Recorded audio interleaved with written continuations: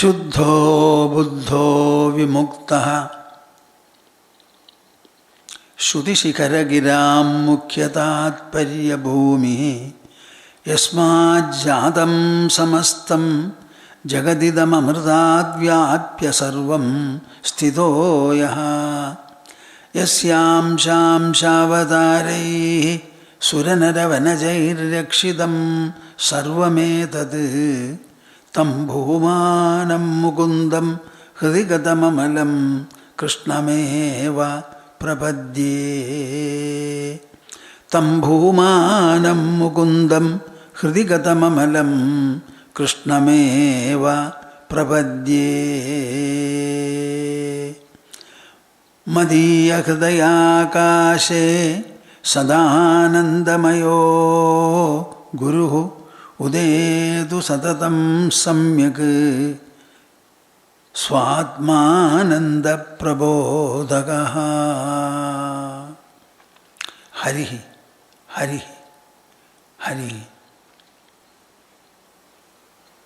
Harihi Om Tatsat Jaya Guru, Jaya Guru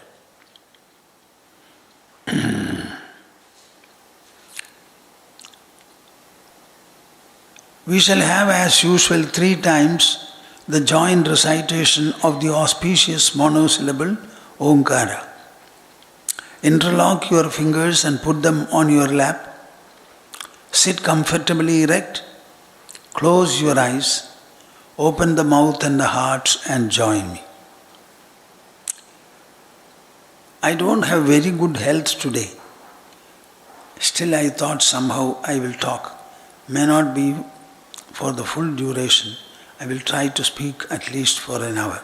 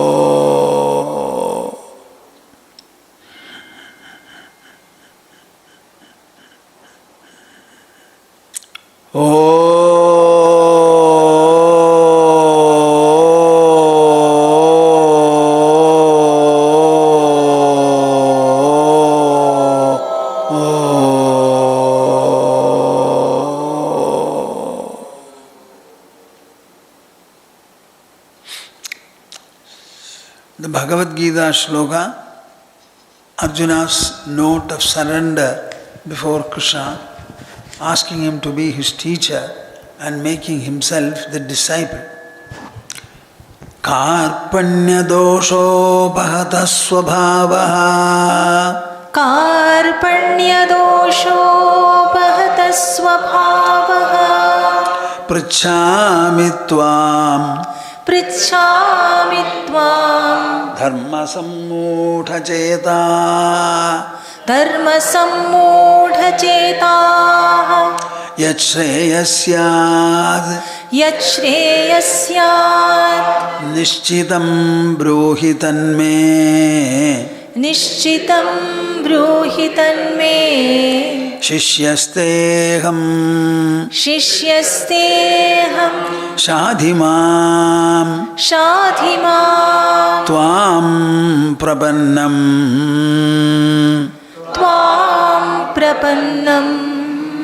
Shishyasteham Shadhimam Tvam prapannam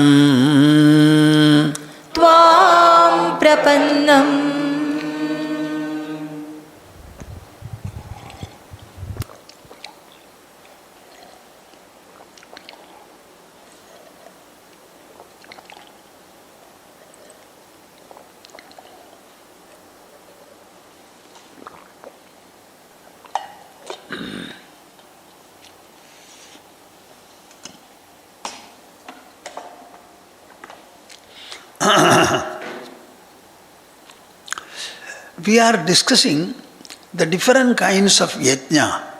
The word yajna means sacrifice, as you already know. Whenever we think of sacrifice, it is a transitive word.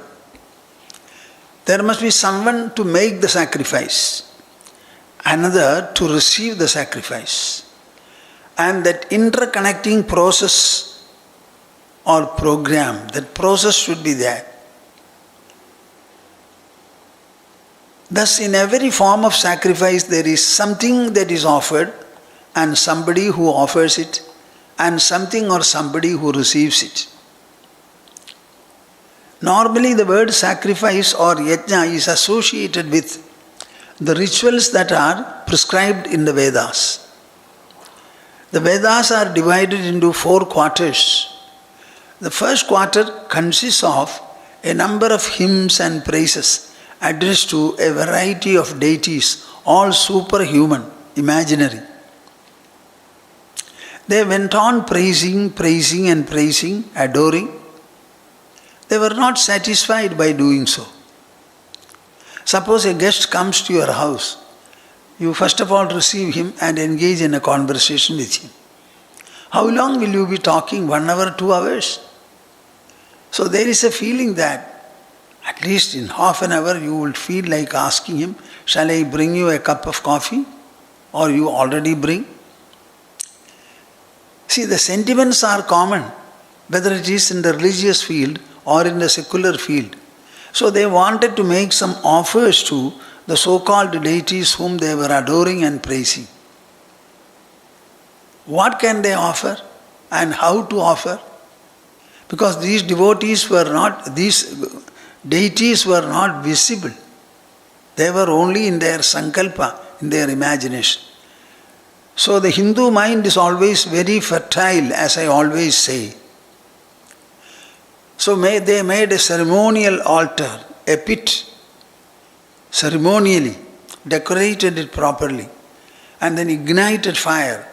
And when the fire was blazing, they started offering ghee, clarified butter, and also boiled rice and so many other items which are burnable, combustible. All of them were reduced into ashes. So they had a satisfaction that whatever materials they gave, all of them have been reduced to ashes. The idea of sacrificing is you have something with you and you give it for the use of another. So it is taken away from you. You will not get it anymore. So that feeling they had, whatever they offered disappeared, was reduced into ashes. Now this is the concept of sacrifice. But can it always be like that? Bhagavad Gita is a beautiful samhita, though it is a dialogue, a 2.5 hour dialogue between Krishna and Arjuna. While they were in the battlefield of Kurukshetra, Krishna standing holding the reins of the horses, Arjuna unable to stand, sitting behind him on the chariot itself. But the discussion grew in such a beautiful manner that Krishna started discussing everything connected with even religion, philosophy, yoga, and spiritual wisdom. So he discusses it in a very thorough manner. I stopped with the verse, Apane juhvadi pranam, prane panam tatha pare, pranapana gati ruddhva, pranayama parayanaha. Many people do not know that God or the supreme reality, the ultimate reality, it has divided itself into two, like a tree right from the beginning, it grows as two. Both of them are rooted to the same, roots are the same. Here also Brahman or the supreme reality, while it began to express itself, divided into two branches. One is called Chit, the mind part of. Another is called Prana, the energy, the cosmic energy.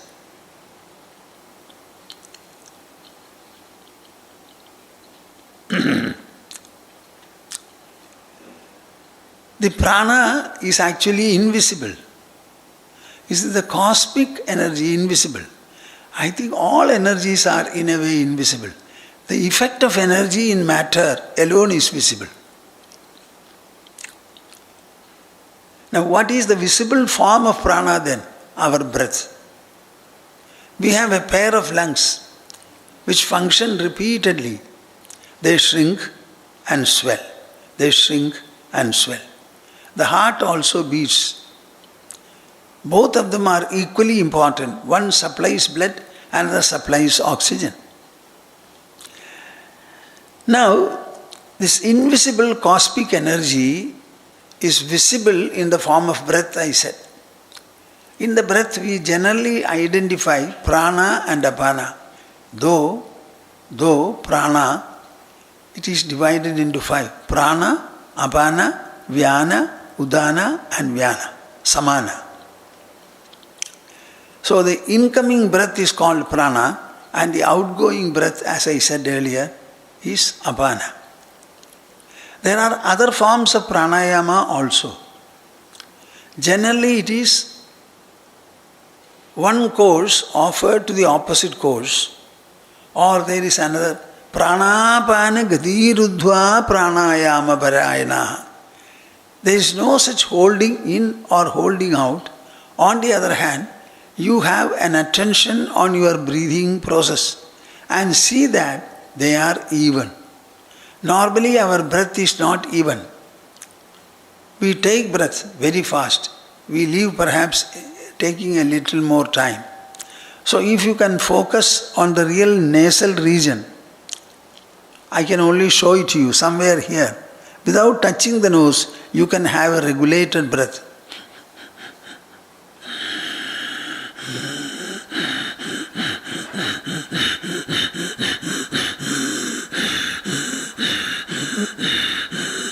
See? And this process can be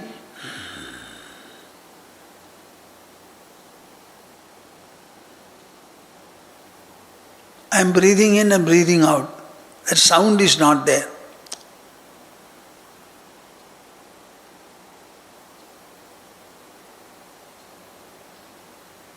It's almost like floating in the air. The breath becomes very thin and also even. Why so? There is no activity in the body. The heartbeat and the breathing, these are the only activities. So the intake of oxygen can be very minimum and the supply of blood also can be very minimum. Only preservation of the body, not the active body or the vibrant body. So the breath will become very, very thin and even. Even means incoming and outgoing will equal themselves. Suppose you are able to do like that, you know the effect is also on the mind. The mind also becomes even. This is something that many people do not understand. Mind is invisible. You are not able to do anything upon it. You are not able to lay your hands upon the mind. Leave it. But you know, at least know that you are breathing. So focus on your breath without touching the nose. Without touching the nose. Without touching the nose. Very important. And then see that the roughness of the breath is eliminated. Focus.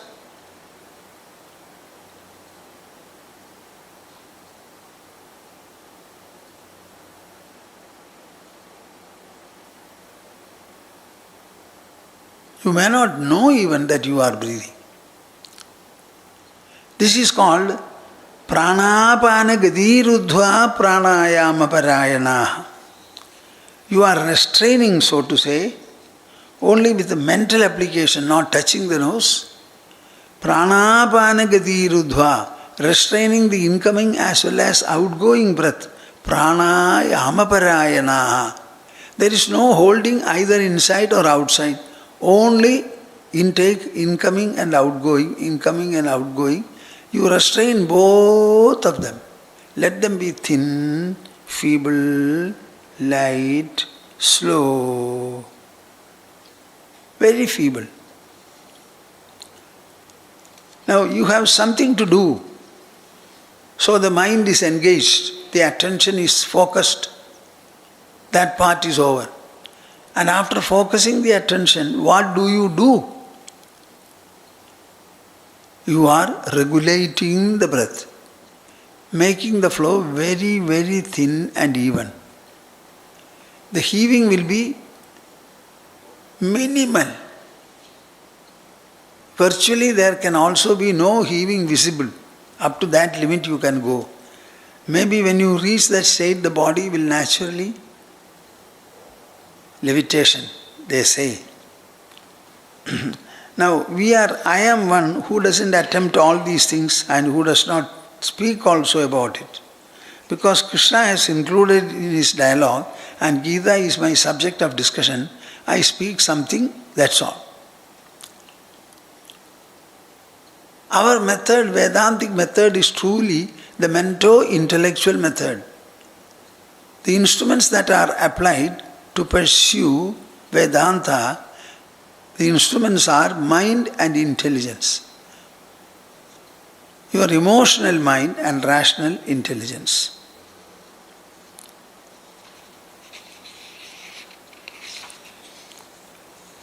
Krishna continues the discussion. Apare niyatahara pranan praneshu juhvati sarvepyede yajna vido yajna kshabhita kalmashaha.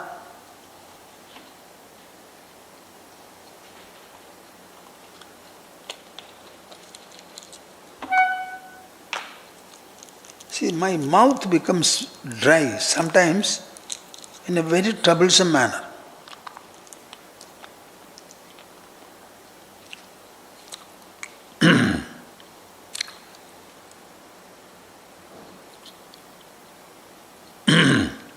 Apare niyataharaha pranan praneshu juhvati sarvepyede yajna vido yajna kshabhita kalmashaha. Would you like to repeat? This is verse number 30. Apare niyataharaha pranan praneshu juhvati sarvepyede yajna vido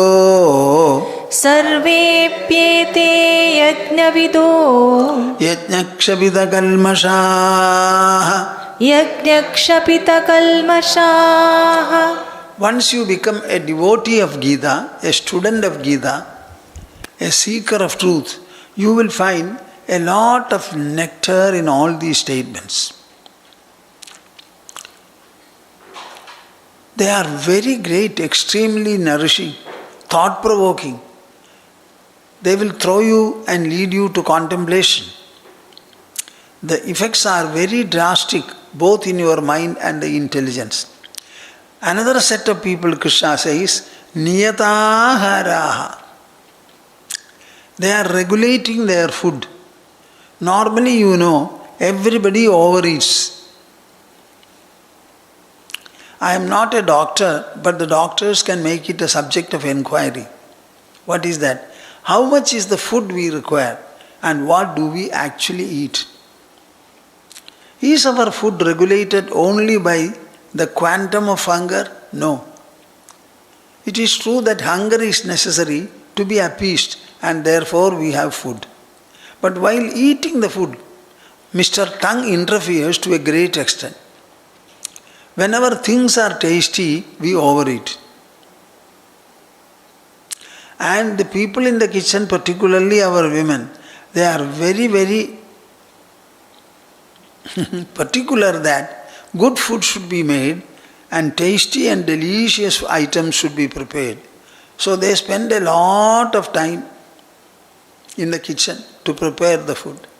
It is not that they prepare something which will give you the necessary calories and you can eat also fast and go away. No, they will prepare 2, 3, 4, 5 items. On special days maybe even more.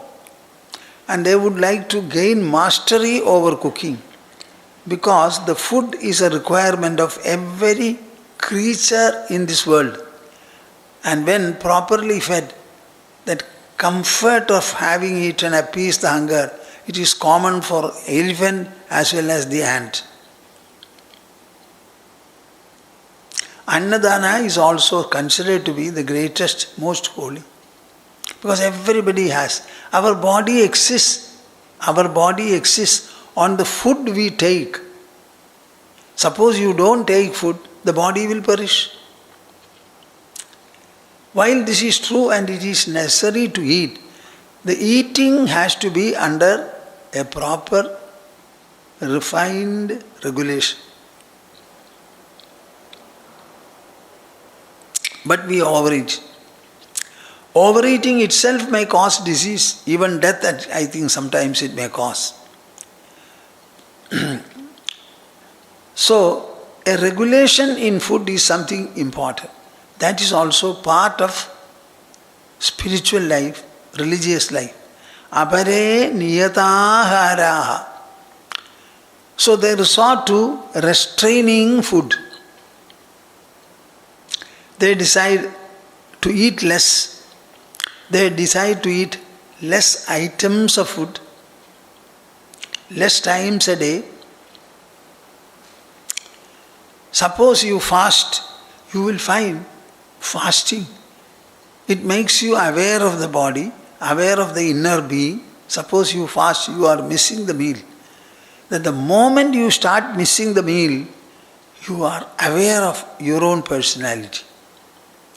Because the body will need food and you are refusing it.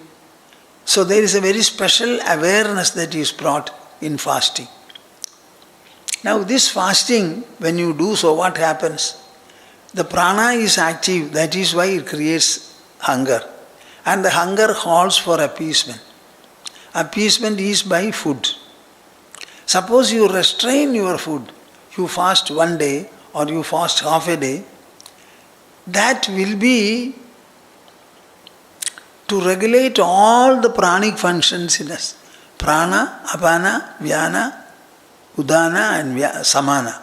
All the pranas are regulated. So that in that regulation, you decide not to eat. One day, we have got Ekadashi Upavasa as a custom. People were not eating on Ekadashi day at all. By so doing, what is happening? The normal craving for food, need for food, the normal functioning of the prana and apana, all of them are restrained by not taking food. That is also a sacrifice. The entire pranic, fivefold pranic functions are offered in that restrained regulation of food. Sarvepyade yajnavidaha. All these people are equally knowing about yajna. Yajna kshabida kalmashaha. By taking one yajna, by taking to one yajna or other, they are also attenuating, lessening, reducing kalmashaha, the sin and impurity in their personality.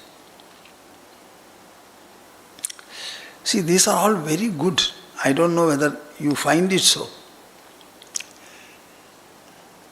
Everyone will be committing some kind of irregularity or other. In his own interactions with the family members, mother and father, brothers and sisters, children, everywhere you will find we are guilty of misbehavior. This misbehavior occurs because of some kind of a stain or some kind of a defect in our being. All these stains are called kalmashas. And a number of kalmashas will be there. These kalmashas will be redressed by resorting to one yajna or the other. All these come under austerity. We have two important disciplines to be pursued: Yajna, Dana and Tapas. Yajna, Dana means giving something to the others for free use. Tapas means austerity. That austerity is this. to regulate our food, not to eat, or eat only one time. And even in eating, reducing the substances, saying, I will take a mono diet. All these things, everything comes under austerity. So he says, Sarvepyade yajna vidaha. Don't think that offering with Vedic mantras materials combustible into the blazing fire, the ceremonial pit. No. That alone is not the yajna. The yajna is performed by a human. And the human is functioning in different fields and areas and domains. In all these domains, the same performer is performing. So he can resort to any yajna, one yajna or the other, and people do resort to also. Some people do not perform any sacrifices, fire sacrifices. They only remain in a cottage and they do pranayama. They try to reflect upon the self. They are also doing yajna. The purpose of the yajna is to purify the performer. Give him the reward of purity. And this yajna is manifold, many. You can resort to anything that you like, and by so doing you will find yajna kshavida kalmashaha. This austerity takes away, attenuates all kinds of spiritual stains in your personality. Sri Krishna extols the yajna to such an extent that he says, Yajna shishta mrita bhujo yanti brahma sanatanam nayam logosti ayajnasya kudonya kuru sattama. Yajna shishta mrita bhujo yanti brahma sanatanam nayam logosti ayajnasya kudonya kuru sattama. When I am talking to you, I have a lot of feelings and concerns. You know, this Bhagavad Gita book was written more than 5,050 years back. It was authored by Vyasadeva. It was during his time that the Mahabharata war was fought. He was a witness to the whole incident. So he wrote about it. Not only Mahabharata war, the entire Mahabharata is consisting of so many other instances. All of them transpired during Vedavyasa's lifetime. Actually, I call Mahabharata as an autobiography of Vyasadeva. His own life's experiences.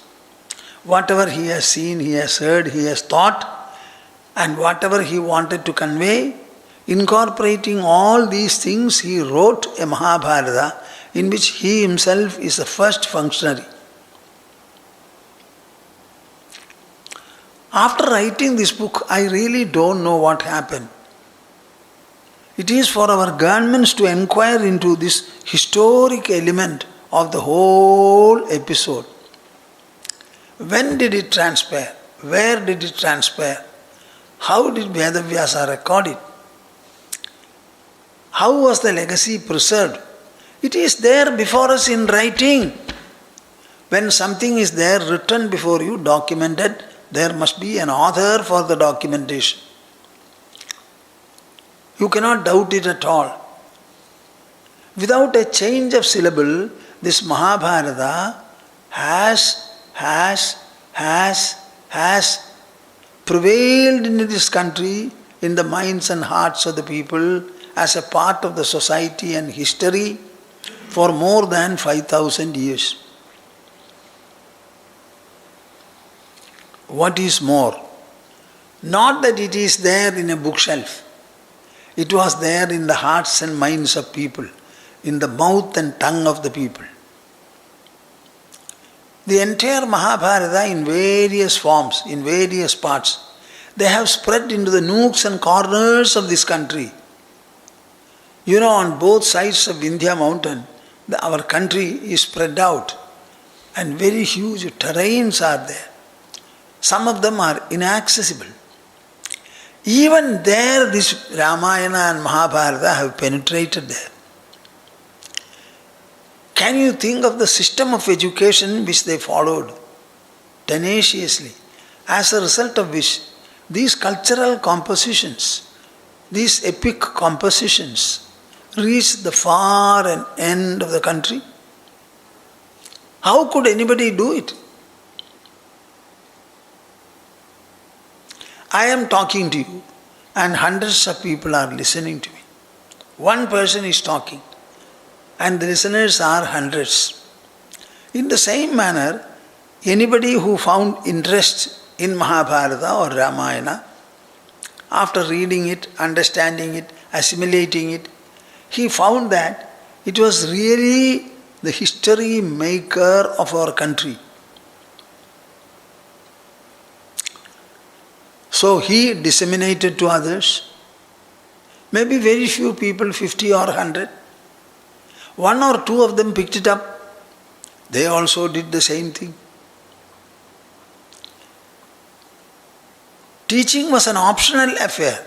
Whoever had the knowledge to teach, he declared himself in his own manner that I am prepared to teach. Whoever wants to hear, please come. Nowadays, there are a number of online speakers. Anybody who speaks, he will have a few listeners. So many people are speaking on Bhagavad Gita also online. Just like online, those times it was physical, that's all.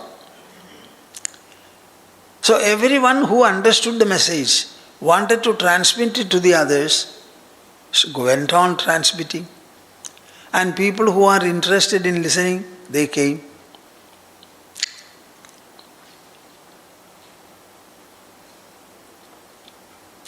See, we are conducting an online satsang in Bengali for the villagers of Dakshin Khanda, West Bengal, in Murshidabad district. They are away, more than 2000 kilometers away from here. And you know, a few people of the village, they say, this is nectar for us. Please teach us. I am also talking. Ma and Swamiji, Nutun Swamiji also talk. It's in Bengali. I also speak in Bengali. The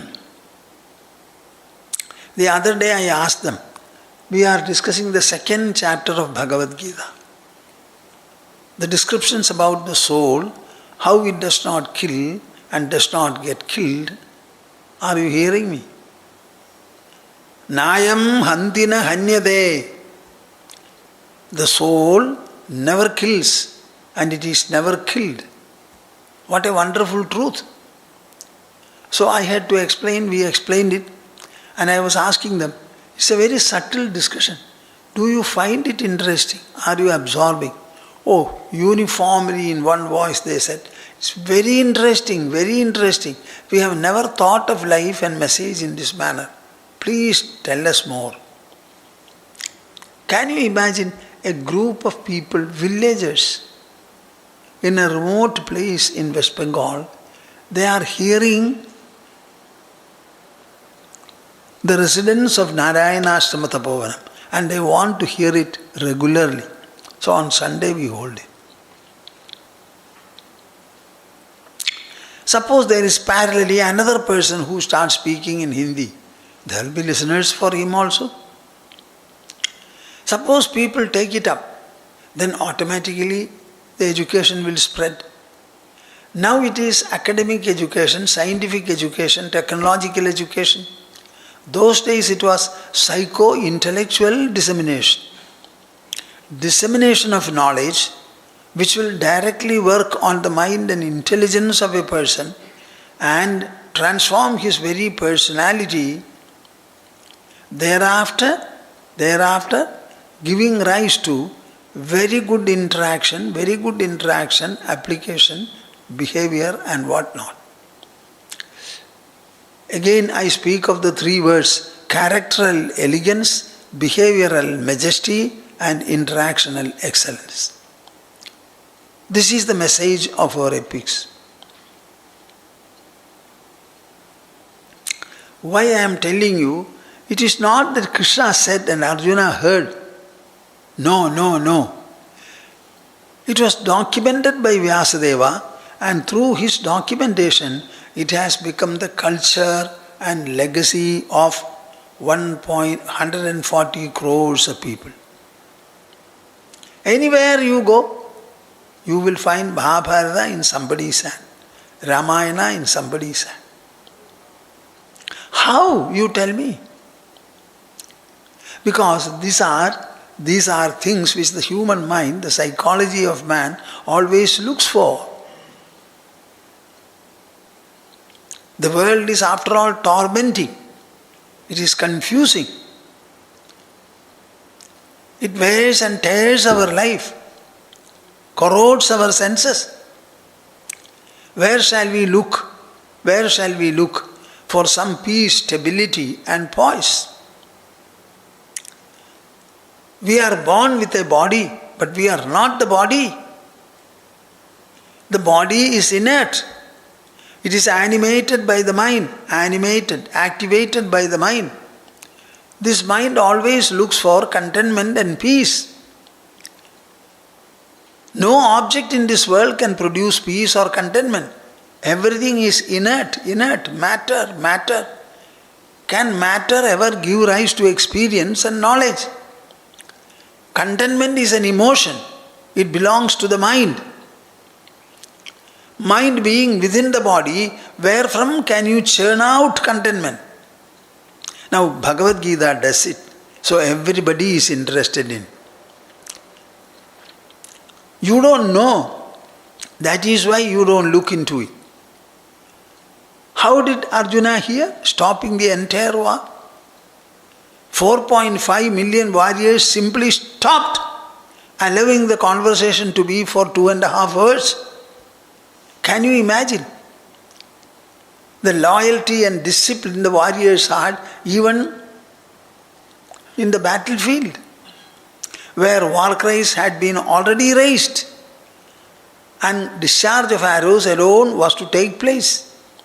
At that point of time, this interference, this episode took place.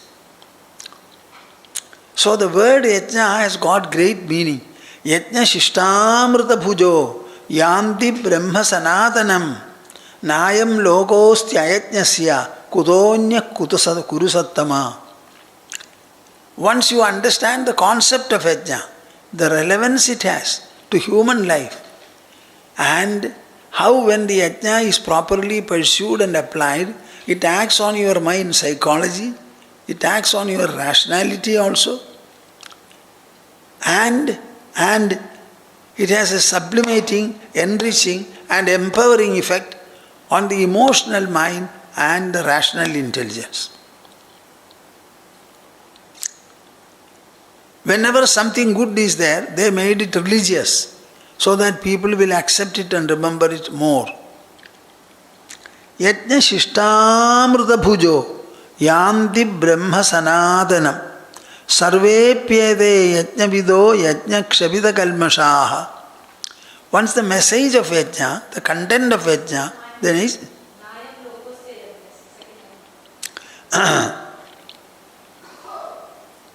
sarvepyede yajna vido yajna kshabida kalmashaha. All these people practicing different kinds of Yajna, all of them are equally noble, equally blessed. All of them drop their mental, intellectual scars and sins and stains. It has got that wonderful effect. Soothing the mind, reforming the mind, refining the mind. Everybody practices one or the other kind of Yajna. Yajna shishtamrita bhujo yanti brahma sanatanam.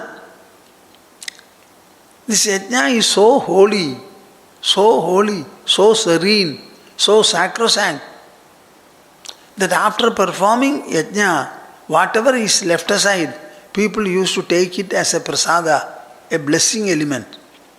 Yanti Brahma Sanatanam. They felt that they will attain the Supreme Brahman.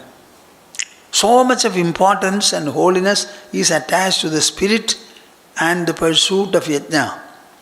Nayam logosti ayajnasya kudonya kurusattama. What a wonderful statement. Krishna summarizes and concludes saying that Nayam logosti ayajnasya. This world will not bestow anything good and great to a person who does not have the spirit of sacrifice in him. You know, an individual becomes good and noble when he starts thinking of others as he thinks of himself. That selfishness in him should be reduced and selflessness should be enhanced. Every one of you should, if you have listened to this message, every one of you should have a feeling for the others from today onwards. Even family. The family members should not think that they alone are in the world, in the town, in the village, in the block. No. They as well as others. They as well as others. Then you will find you will not dirty the road. You will not throw away useless articles. How much of garbage we produce? See, for our living purposes we produce garbage. Should we not look after the garbage? Should we not look after the fecal matter that comes out of the body? Can we make it disturb the others? Even now civilization is tested. I am sometimes telling to the people, so many engineers are there, chemists are there. Can you not arrange to look after the disposals? They are dumping it here, dumping it there. What dumping? To live means to be able to handle the waste. You buy materials, they are beautifully packed. Take the material and throw away. Throw away what? Throw away the container in which you have got something for your use. I think the government should be concerned about this matter.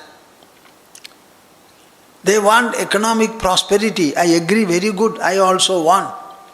Prosperity means what? Producing garbage in larger and larger percentage.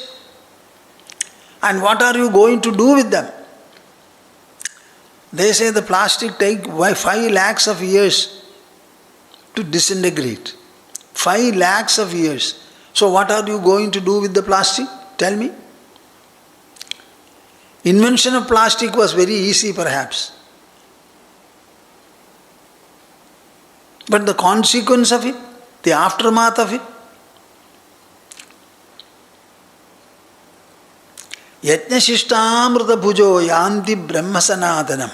In all these yajnas you will find, by sacrifice you mean what? Not that I alone exist upon the earth, in the world, in my country. Others also are there.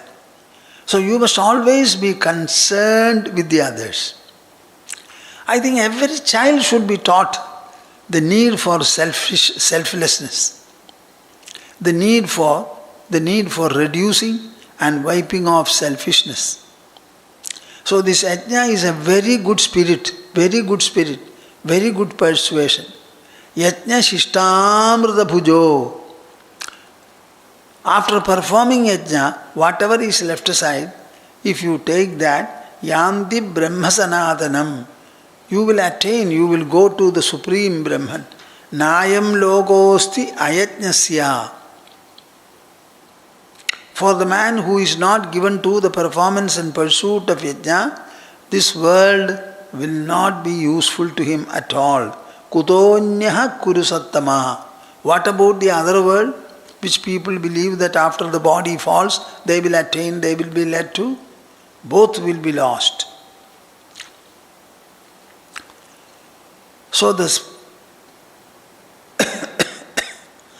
spirit and performance of yajna, sacrifice, are so profound, so inevitable, so valuable for humans. Evam bahuvidha yajna vidata brahmano mukhe karmajan vidhitan sarvan evam jnatva vimoksyase. Evam bahuvidha yajna. बहुविधा यज्ञा Evam bahuvidha yajna. एवं बहुविधा यज्ञा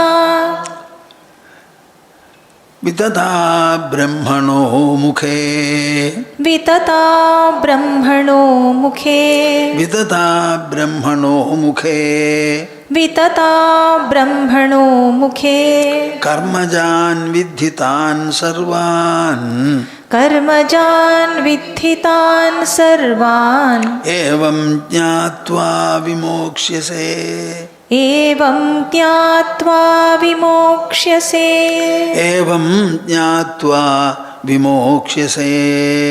एवं ज्ञात्वा विमोक्ष्यसे. This is a very tricky statement he has made. In this manner, evam bahuvidha yajna vidata brahmano mukhe. An ample variety of yajnas are spread over Brahman. Karmajan vidhitan sarvan. Whatever may be the nature of the sacrifice, it may be offering combustible materials to the blazing fire, ceremonially prepared, the Vedic sacrifices. It may be the other kinds of yajna which he has described, including pranayama, kumbhaka, etc. Even fasting. But understand that all of them karmajan vidhi. Karmajan vidhi. All of them are, in the nature of karmas, born of karma. What is the Vedic sacrifice? You collect materials or prepare ghee, take it with a ladle and offer it to the blazing fire. Is it not karma, activity, act? Somebody has to get the ghee, prepare the ladle, collect it and offer it. So it is a karma. What about pranayama and pratyahara? That is also karma. What about fasting? That also is karma. What about regulation of your breath? That is also an activity. So whether you call it yajna or not, all yajnas are no more than activity of the human.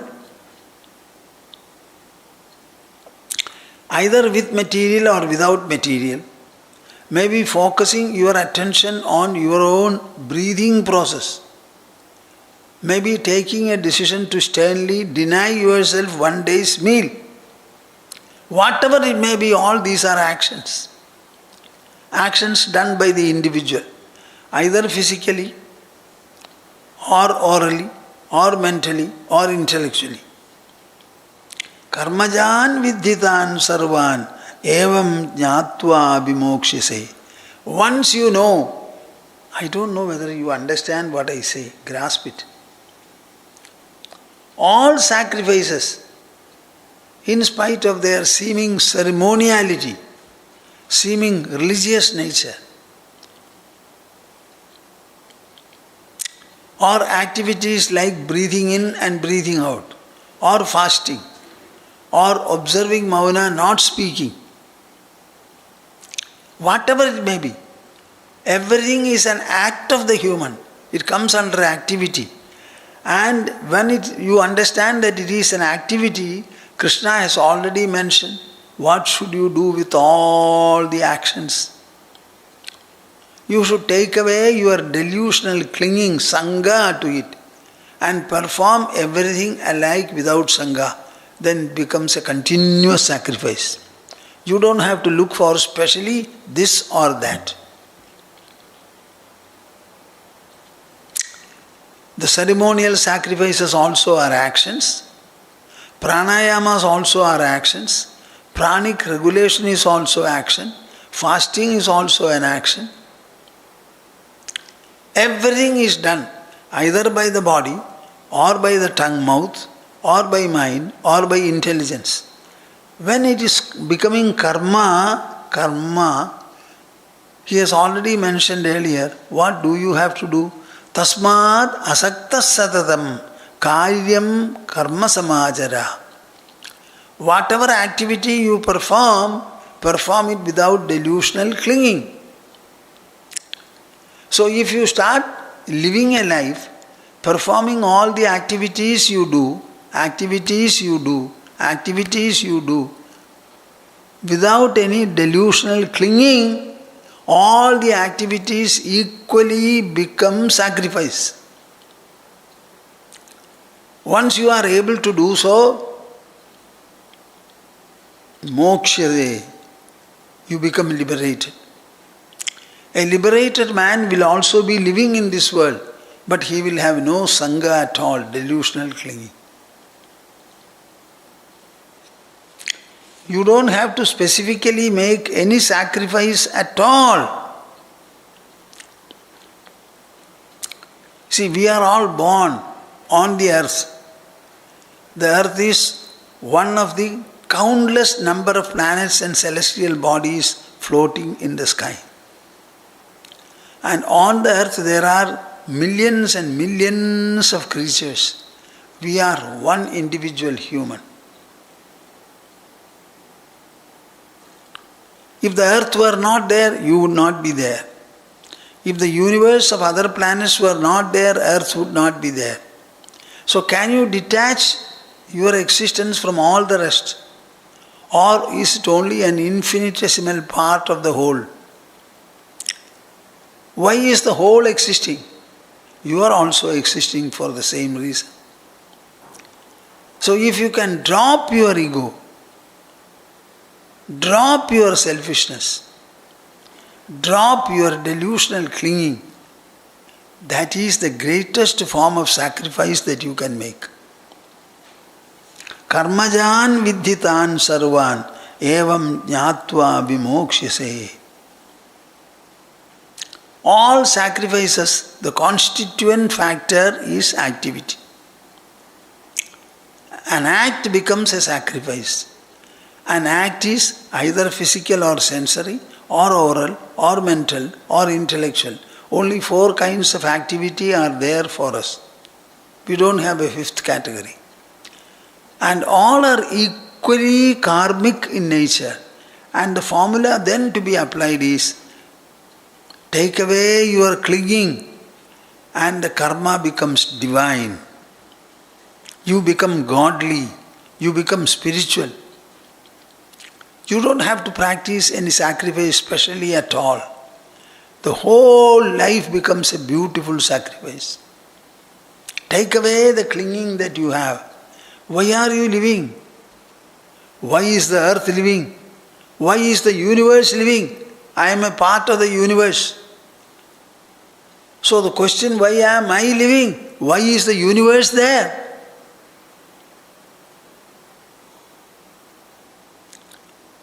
I come only when the earth is there. Earth comes only when the universe is there. The surrounding planets or satellites are there. So an individual becomes a part of the whole. Part of the whole. When this kind of a feeling is had, where is the question of doing anything? What sacrifice for whom? Evam bahuvitha yajna vidata brahmano mukhe karmajan vidhitan sarvan evam jnatva vimokshase. By knowing in this manner, you will be liberated, he says. So the liberation comes to you from the right knowledge about sacrifice, as a result of which you will find the whole of your life becomes a sacrifice. It becomes a yajna. People like us, we have nothing to do. We never worship. I never worship God. I never worship a deity. I don't offer also anything. I don't remember the day or the year my father's body fell or mother's body fell, normally we are supposed to perform Shraddha for them. And very particular, I have seen my father performing Shraddha so fastidiously. Without taking even coffee, we are used to coffee. By the time he finishes the whole ceremony, it will be about 2 o'clock. And then my mother used to give him coffee to drink. With a lot of fervor and discipline he was performing. Such a father dropped his body one day, 1 year, 1 month, I don't know when.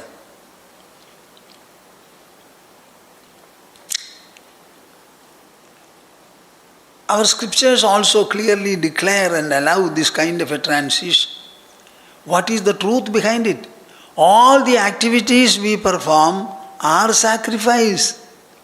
Not once or 2 times in a year for the father and mother a sacrifice. No, no, no. The whole life becomes a yajna. Yajnaya ajarada karma samagram praviliyade. All activities are performed as yajna, as yajna. There is nothing for me. There is nothing for me, me. I generally tell people, if somebody will take the responsibility of providing nourishment to my body and eating, I will stop eating that day. Can any one of you take the responsibility of nourishing this body? Unfortunately, it is thrust on me. My dear Swami, I give you a body, you have to eat and nourish it. I cannot avoid it.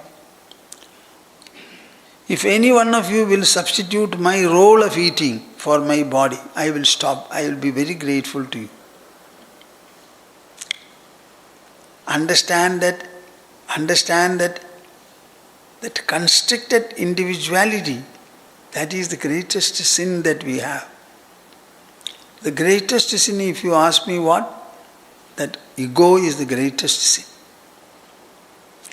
Evam bahuvidha yajna vidata brahmano mukhe karmajan vidhitan sarvan evam jnatva vimoksyase. I shall stop now. Samvedya varjidamanuttamameghamahadyam samvidpadam vikalanam kalayan mahatman hridyeva tishtha kalanarahita kriyam tu kurvan agartrapadamehitya samodita shrihi kurvan agartrapadamehitya samodita shrihi. Hari, Hari, Hari. The conclusional Omkara, all of you join.